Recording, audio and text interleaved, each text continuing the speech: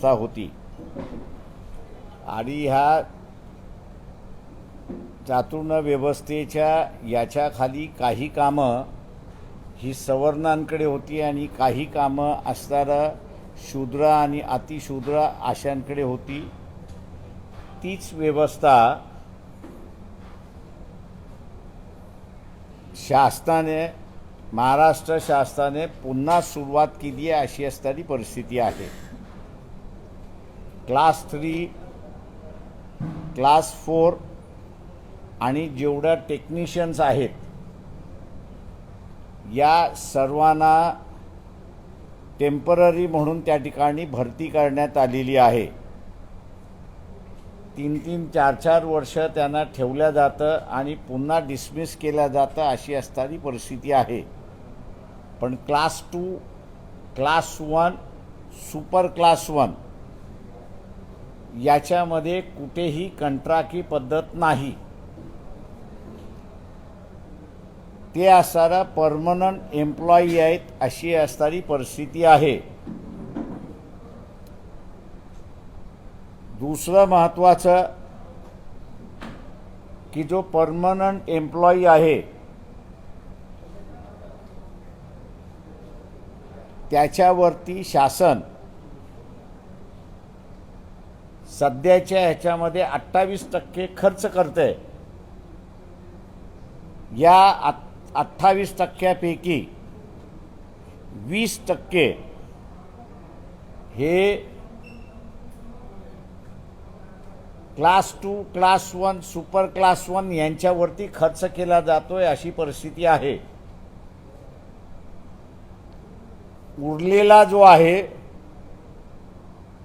तो परमनंट मध्ये असलेला क्लास 1 क्लास 3 क्लास 4 आणि टेम्पररी असणारा कामगार मग तो टेक्निशियन आहे किंवा क्लास 1 मधला क्लास 3 मधला असेल किंवा क्लास 4 मधला असेल त्याच्यावरती फक्त 8% खर्च केला जातोय अशी असणारी परिस्थिती आहे।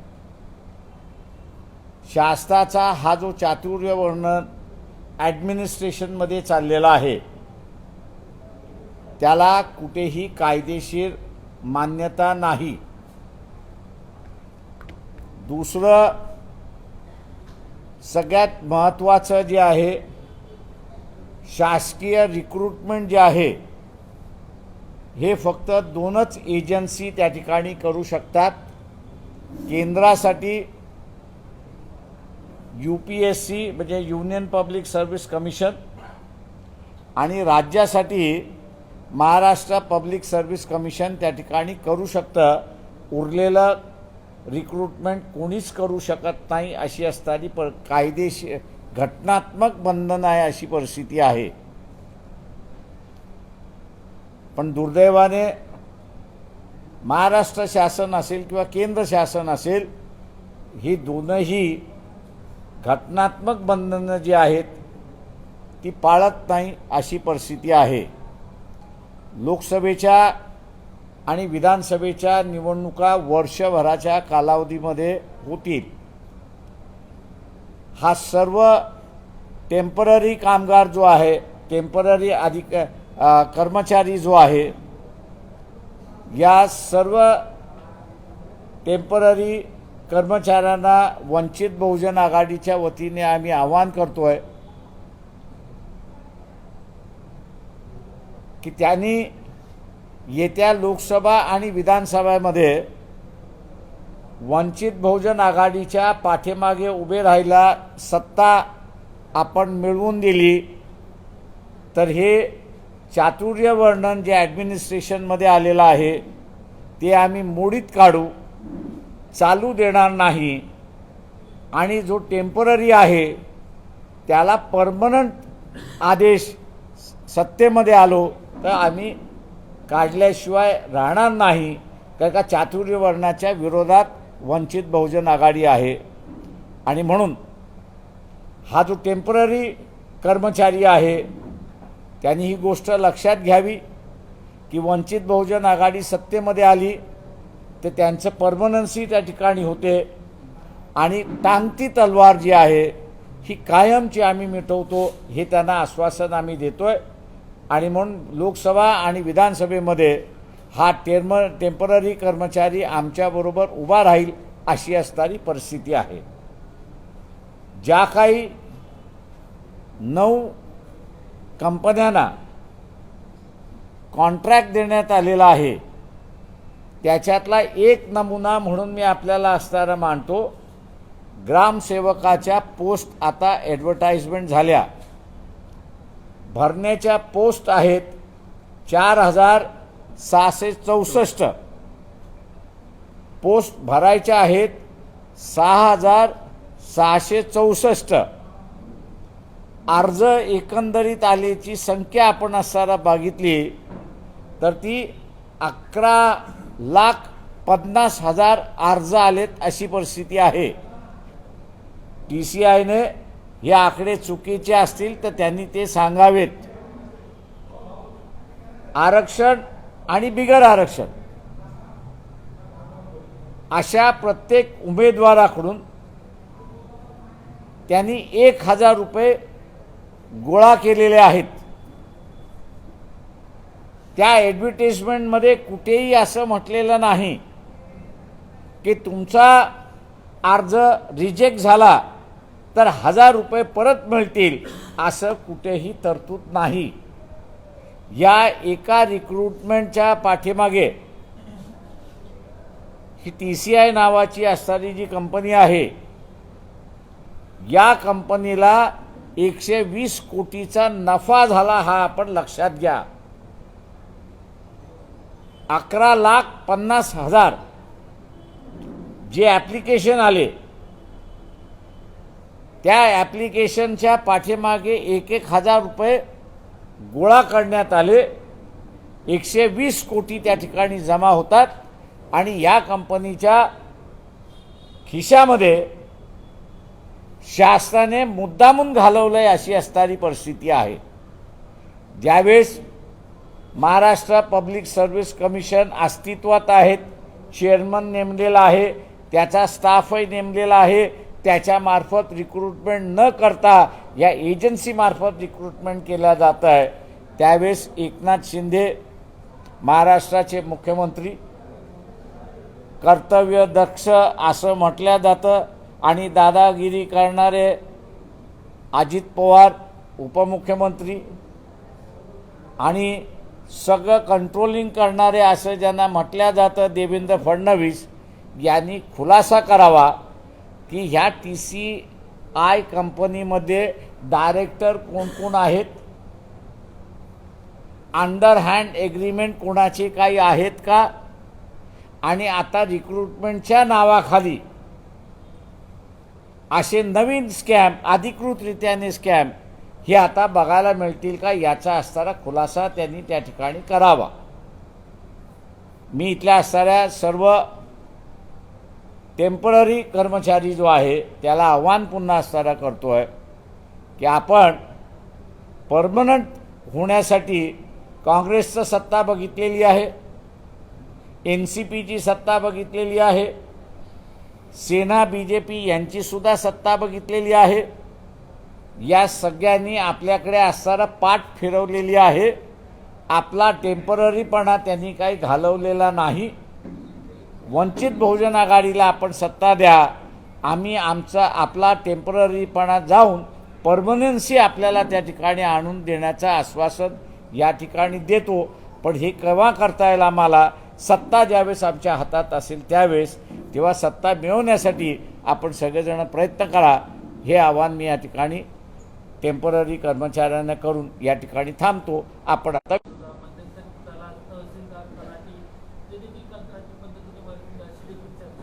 हो, मध्यंतरी एक बातमी अशी आली होती की जजेससुद्धा टेम्पररी भरल्या जाणार आहेत. आता ती बातमी किती खरी, किती रजिस्ट्रियल पोस्टसुद्धा कंत्राटी पद्धतीने भरल्या जाणार असं सांगितलं जात आहे. असा आरोप आहे का की जी कंपनी सांगत होती TCI डिरेक्टर कोण आहे असं त्यांनी खुलासा करावा, या सगळ्यामध्ये घोटाळा होतोय. प्रश्न असा आहे की अधिकृतरित्याने 1,000 कोटी मागितले, 1,000 प्रत्येक कॅन्डिडेटला द्यायला सांगितलेत. 50,000 कॅन्डिडेटनी अप्लाय केले अशी आमची माहिती आहे, अधिकृत माहिती आहे ती. आता 1,000 रुपये आपण असताना धरलं तर 120 कोटी सहज होतात. तेव्हा 120 कोटी हा ऑफिशियली आलेला आहे. त्याच्यामुळे हा 120 कोटी ऑफिशियल आलेला आहे, त्याचा वाटणीदार हिस्सेदार कोण याचा खुलासा मागतोय. आणि मग डायरेक्टर बोर्ड आलं की त्याच्यातली आपल्याला कळतं की हिस्सेदार वाटणीदार कोण आहेत ते. 120 कोटीची आकडेवारी बाळासाहेब एकाच कंपनीची आहे की 9 कंपनी? ही एकच कंपनीची आहे. TCI आलेले अर्ज त्याच्यामधलंच मी म्हणतोय. 9 कंपन्यांचं आहे आपल्याकडे? नाही, माझ्याकडे 9 कंपन्यांचा डेटा नाही आहे सध्या.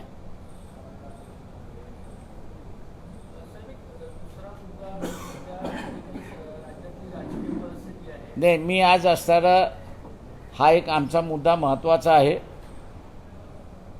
इथे एकंदरीत असताना कॉन्ट्रॅक्टवरती असणारे आमच्या माहितीप्रमाणे 8 लाख कर्मचारी रफली आहेत. त्यांचा हा जीवना मरणाचा असणारा प्रश्न आहे.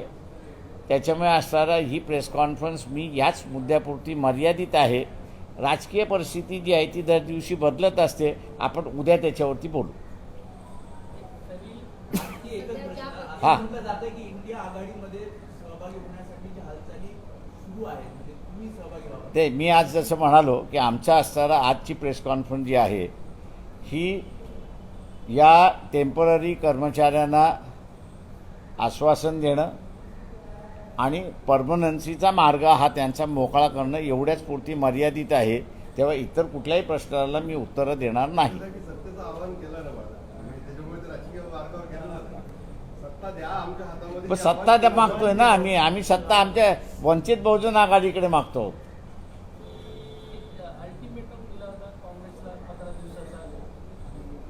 मी तुम्हाला आज म्हणालो की हाच इश्यू उद्या मी पॉलिटिकली बोलतो. थँक्यू. चला, एक प्रेस नोट येते, 1-2 मिनिटात येईल. मी हिंदीमध्ये देतो. तोपर्यंत प्रेस नोट येईपर्यंत मी हिंदीमध्ये देतो. केंद्र सरकार और राज्य सरकार इन्होंने एम्प्लॉयमेंट, तो संविधान ने 2 एजेंसीज बनाई है. सेंटर के लिए UPSC है, यूनियन पब्लिक सर्विस कमीशन है, कि जिसके माध्यम से सेंटर को जितने एम्प्लॉयज चाहिए उनका रिक्रूटमेंट किया जा सके. और दूसरी तरफ राज्य जो है वो राज्य में state employment exchange, state public service commission वहाँ पे बनाया है कि जिसके माध्यम से रिक्रूटमेंट किया जा सकता है. इन दो रिक्रूटमेंट के माध्यम के अलावा तीसरा कोई माध्यम नहीं है कि जिसको आप रिक्रूट कर सकते हैं. टेम्पररी एम्प्लॉयमेंट जो है उसका भी बजटरी प्रावधान हो तो ही आप उसको कर सकते हैं, वरना आप कर नहीं सकते. ऐसी एक परिस्थिति है. लेकिन केंद्र की राज्य हो या केंद्र की सरकार हो या राज्यों की सरकार हो, अब उन्होंने जो है, जो पुराना भारतीय व्यवस्था का एक हिस्सा था, चातुर्य वर्णन जो एक हिस्सा था, वो दोबारा एडमिनिस्ट्रेशन में इंट्रोड्यूस किया है.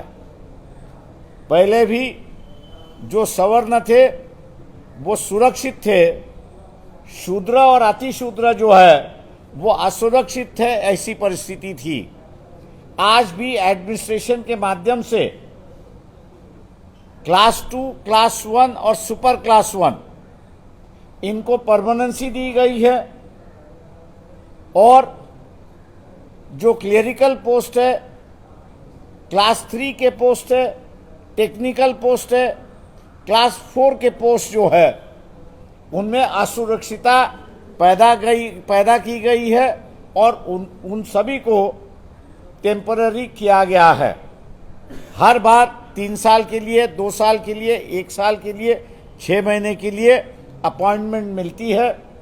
ऐसे जो महाराष्ट्र के जो कर्मचारी है, करीब 8 लाख के आसपास ये कर्मचारी है.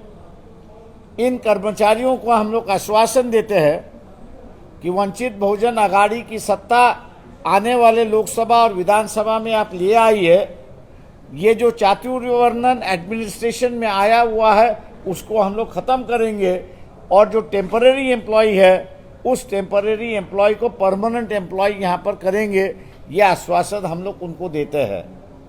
रही बात, एक चर्चा जोरों से शुरुआत है कि 28% या 32% एडमिनिस्ट्रेशन का जो इनकम है वो एडमिनिस्ट्रेशन पे चली जाती है, लेकिन ये जो सवर्ण एम्प्लॉयमेंट है या फिक्स्ड एम्प्लॉयमेंट है, 28% हम लोग पकड़े तो 20% खर्चा इन पर ही जाता है और जो टेम्पररी है उन पर सिर्फ 8% का खर्चा वहां पर होता है। मैं ये मान के चलता हूं कि ये जो चातुर्य वर्णन की जो व्यवस्था लाई है उसकी वजह यह है कि जो शूद्र और अतिशूद्र अधिकांश टेम्पररी है वो आर्थिक दृष्टिकोण से स्टेबल ना हो, उनकी परिस्थिति वैसे की वैसी बरकरार रहे और अपने को चैलेंज ना करे, इसकी वजह से ये व्यवस्था चलाई गई है। ये टेम्पररी एम्प्लॉय जो है उसको हम कहते हैं कि आपने कांग्रेस का राज देखा है, एनसीपी का राज देखा है, बीजेपी का राज भी आपने देखा है, लेकिन हिंदू होने के बाद भी इनको परमानेंसी नहीं की गई है, ऐसी एक परिस्थिति है। वंचित बहुजन आघाड़ी को 2023 की जो लोकसभा का चुनाव होगा, 24 में जो विधानसभा का चुनाव होगा, अगर सत्ता में ले आते हैं तो हम लोग का पहला निर्णय होगा कि ये जो टेम्पररी एम्प्लॉय है उसको परमानेंट एम्प्लॉय करने का निर्णय हमारा होगा और उसको एक तरीके की सुरक्षिता व्यवस्था बहाल करने की पार्टी की भूमिका है, जो आपके माध्यम से इस टेम्पररी एम्प्लॉय तक पहुंचाने में हम लोग आपसे विनती करते हैं। दूसरा एक यहाँ पर जो मुद्दा है लोगों के सामने में ले आना चाहता हूँ, ग्राम सेवक जो है उनके करीब 4,644 के लिए एडवर्टाइजमेंट आई। ये रिक्रूटमेंट करने का अधिकार जो है TCI नाम की कंपनी है उसको दिया हुआ है। जहाँ तक हम लोग की जानकारी है ये TCI कंपनी के पास लगभग 11,50,000 एप्लीकेंट आ चुके हैं और हर एप्लीकेशन के साथ TCI के कंपनी ने 1,000 रुपया वहाँ पर जमा करने को कहा है। अब TCI कंपनी को जो है करीब करीब इससे 120 करोड़ का इनकम हो चुकी है। अब ये 11,50,000 जो कैंडिडेट जिन्होंने अप्लाई किया है, इनमें से कितने के एप्लीकेशन बाद हो जाएंगे अभी कह नहीं सकते, लेकिन उस एडवर्टाइजमेंट में कहीं नहीं लिखा है कि आपका अगर एप्लीकेशन बाद हुआ तो यह 1,000 रुपया आपने जो एप्लीकेशन के साथ दिया हुआ है वो रिटर्न किया जाएगा, रिफंड किया जाएगा, ऐसे कोई उसमें प्रावधान दिखाई नहीं देता है। और इसलिए मैं समझता हूं कि शासन ने रिक्रूटमेंट के नाम पर कई कंपनियों को अमीर बनाने का ठेका लिया हुआ है। एकनाथ शिंदे जो मुख्यमंत्री है, देवेंद्र फडणवीस दूसरे उप मुख्यमंत्री है, अजित पवार जो तीसरे मुख्यमंत्री है, ये तीनों से हम आग्रह करते हैं कि ये TCI कंपनी के डायरेक्टर्स कौन कौन है, ये TCI कंपनी के डायरेक्टर्स कौन कौन हैं, इनके नाम अगर पब्लिश होंगे तो पता चलेगा कि ये जो 120 करोड़ रुपया एप्लीकेशन के माध्यम से आया हुआ है वो किन किन लोगों को जा रहा है और एक प्रकार का ये करप्शन है, ऐसा मैं उसको मानता हूं। तो ये जो प्राइवेट रिक्रूटमेंट के माध्यम से ऑफिशियली जो लोगों से चोरी की जाती है, मेरे ख्याल से इसको रोकना ज़रूरी है।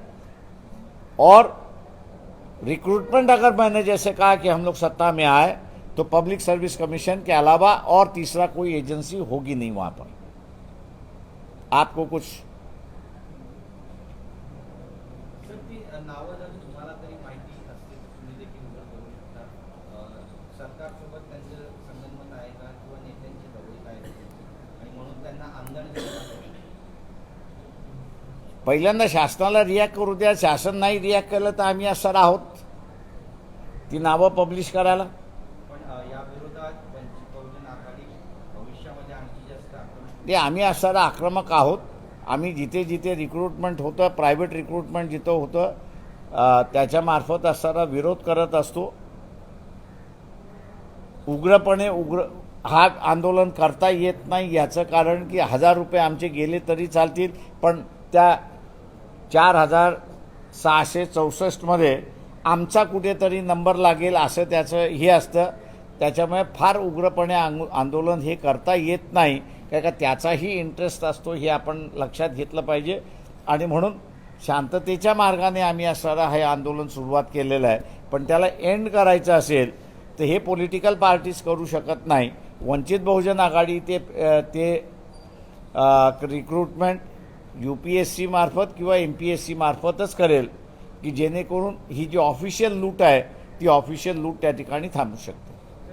बऱ्याच दिवसापासून चर्चा आहे की वंचित बहुजन आघाडी ही महाविकास आघाडीमध्ये सामील होणार आहे. नेमकं सत्य काय म्हणजे मी या प्रश्नावरती असताना उद्या रेग्युलर प्रेस घेऊन त्याचं उत्तर आपल्याला देईन. आजची असणारी ही प्रेस फक्त आमच्या दृष्टिकोनातून हा जो 8 लाख टेम्पररी कर्मचारी जो आहे तो महत्त्वाचा आहे आणि ही प्रेस कॉन्फरन्स तेवढ्यापुरतीच मर्यादित आहे. चंद्रशेखर बावनकुळेंनी तुमच्या वक्तव्याचा विरोध केलेला आहे. तुम्ही ज्या पद्धतीने म्हणाला होता की धार्मिक काही लष्कराच्या ताब्यात आहेत, या वक्तव्यावरती त्यांनी म्हटलं की हिंदू संस्कृती कधी याला मान्यता देणार नाही. ते माझं म्हणणं असं आहे की या उरलेल्या पॉलिटिकल जे प्रश्न आहेत ते उद्या मी असणारं घेईन प्रेसमध्ये. आज फक्त आम्ही असणारा या ज्याला म्हणता येईल आपल्याला की टेम्पररी कर्मचारी जो आहे तो महत्त्वाचा आहे आणि तेवढ्यापुरतंच आम्ही मर्यादित